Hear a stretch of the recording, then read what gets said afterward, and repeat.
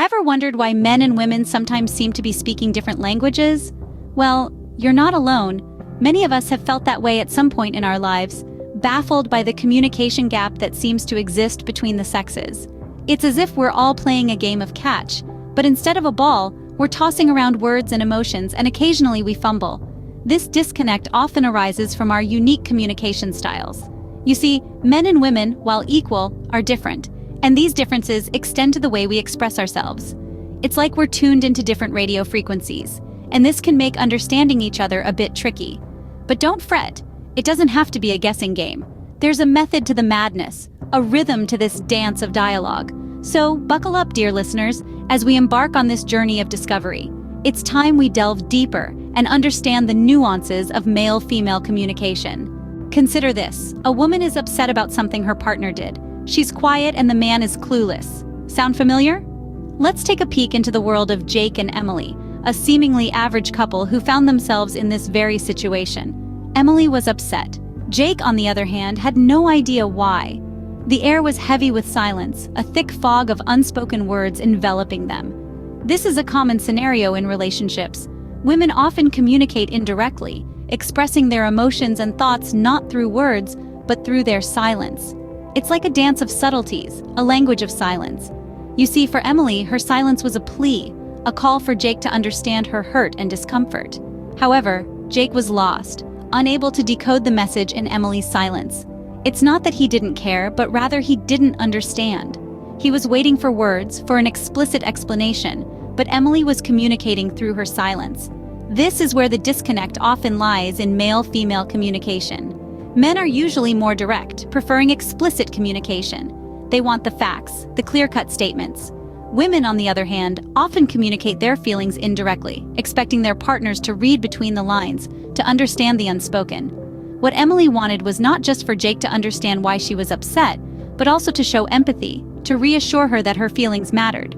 She wanted Jake to initiate, to break the silence, to show that he cared enough to delve into the unspoken. So, gentlemen, if this scenario sounds all too familiar, here's a tip. The next time she's quiet, don't wait. Don't let the silence grow louder.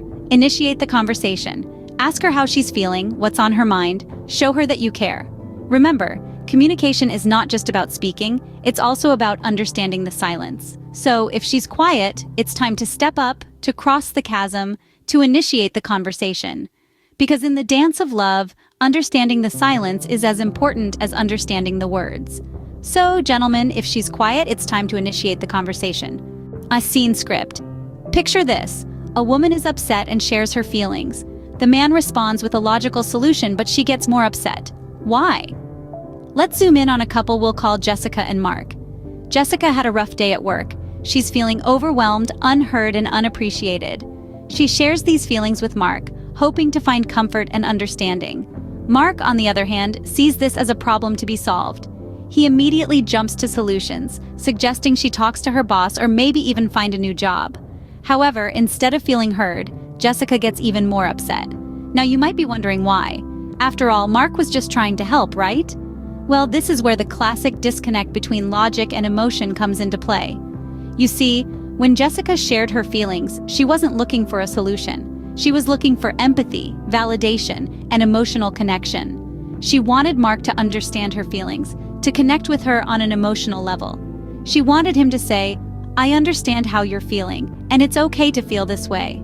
On the other hand, Mark, like many men, approached the situation from a logical standpoint. He saw a problem and immediately tried to fix it.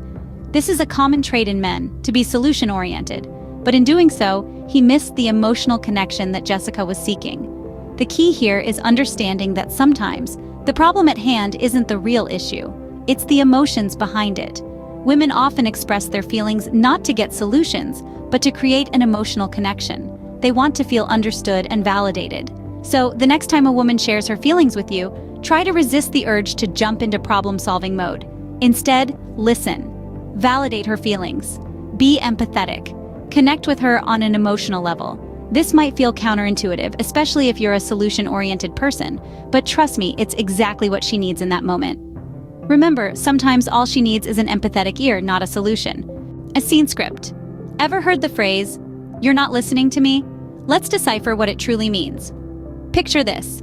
A couple, let's call them John and Jane, are sitting across from each other at their dining table. Jane is pouring her heart out about the stresses of her day, but John, well, he's scrolling through his phone, nodding intermittently.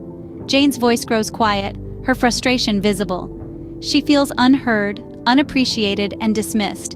And it's not because John doesn't care. He's simply not showing that he's actively listening. Active listening, my friends, is more than just hearing the words that are spoken. It's about understanding, empathizing, and responding in a way that shows you're fully engaged in the conversation. And let me tell you, this is something that women deeply value. Women don't just want to be heard, they want to be understood. When they share their thoughts, feelings, or concerns, they're not always looking for solutions. Sometimes they just want their partners to listen, to acknowledge their feelings, and to validate their experiences. So, how can men show they're actively listening? Well, it's simpler than you might think. First, put away the distractions. Set aside your phone, close your laptop, mute the TV. Show her that she has your undivided attention. Then, maintain eye contact. This nonverbal cue is powerful. It says, "I'm here, I'm listening, and what you're saying matters to me." Next, nod your head or give verbal affirmations like, "I see," "I understand," or "That sounds tough." This shows empathy and understanding. Finally, reflect back what you've heard. Say something like, "So what you're saying is..." This validates her feelings and shows you're trying to understand. Remember, communication isn't just about talking, it's about listening too. It's about creating a safe space where feelings can be expressed and understood. So the next time you hear, "You're not listening to me," take a moment, breathe, and put these tips into action. Active listening can go a long way in bridging the communication gap. Do words have gender? In the realm of communication, they might. Let's imagine a couple, let's call them John and Jane. One day, they find themselves in a disagreement. John, in an attempt to resolve the issue, says, "Jane, you're just being emotional." Now, from his perspective, he's simply stating a fact. But for Jane, this statement feels dismissive. This is where the power of words comes into play. You see, the same word can have different connotations for men and women. To John, being emotional might mean being out of control or irrational. But to Jane, her emotions are part of her thought process, her way of understanding the world. So when John labels her as emotional, Jane feels as though her perspective is being invalidated.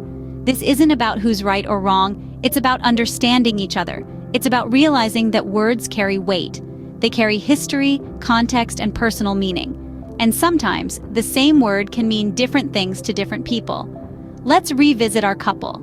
What if instead of saying, "Jane, you're just being emotional," John said, "Jane, I see that you're feeling a lot right now. Can you help me understand?" This small change in language shows empathy and a desire to understand, rather than dismiss. The power of words lies in their ability to build bridges or erect walls. They can clarify or confuse, heal or hurt, inspire or insult. And when it comes to communication between men and women, choosing your words wisely can make all the difference. In communication, it's not just about what you say, but how you say it. It's about the tone, the timing, and the choice of words. And most importantly, it's about understanding that the same word may not mean the same thing to everyone. So the next time you find yourself in a conversation or a disagreement, remember the power of words. Remember that words are not just sounds or symbols, but carriers of meaning. And most importantly, remember that choosing your words wisely can prevent a lot of misunderstandings. So, what do these stories tell us about male-female communication? As we've journeyed through this topic, we've uncovered some essential truths. We've seen that understanding indirect communication is key. It's not always about what's being said, but what's being implied. It's about reading between the lines and picking up on those subtle cues. We've also realized the importance of providing emotional support.